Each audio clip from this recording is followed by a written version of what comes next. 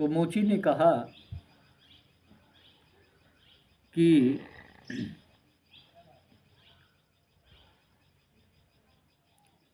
साहब जो कुछ आपको देते बने दे दीजिए। अभी तो एक लोग दे करके गए थे हमको ये पत्थर, और आप हमसे मांग रहे हैं। तो मोची जो है बहुत लालची नहीं था, लालची किस्म का नहीं था।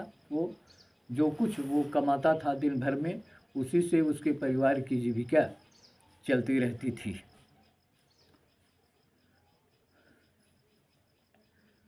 तो मोची ने कहा कि ठीक है,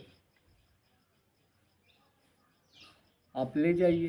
तो पंडित जी ने कहा कि बताइए कुल कितना पैसा दें आपको। मोची ने कहा साहब जो दे दीजिए। हाँ, फिर दोबारा पंडित जी ने कहा अरे बोल तू कितना दे दूं, जितना कहेगा मैं उतना दे दूंगा आपको। फिर मोची ने कहा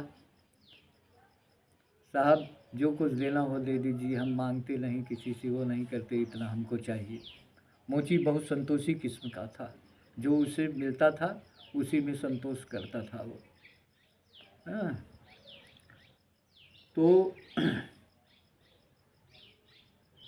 पंडित जी उसको 200 रुपये दिए।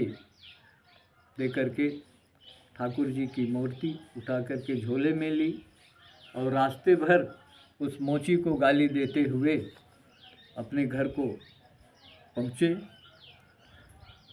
तो जब ये अपने घर को पंडित जी पहुँचे, तब पंडिताइन ने कहा कि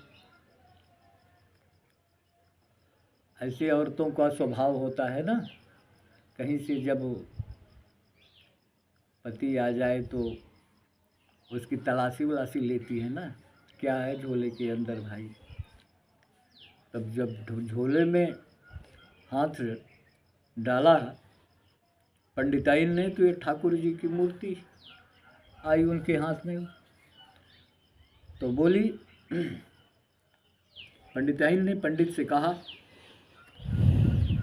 कि भाई ये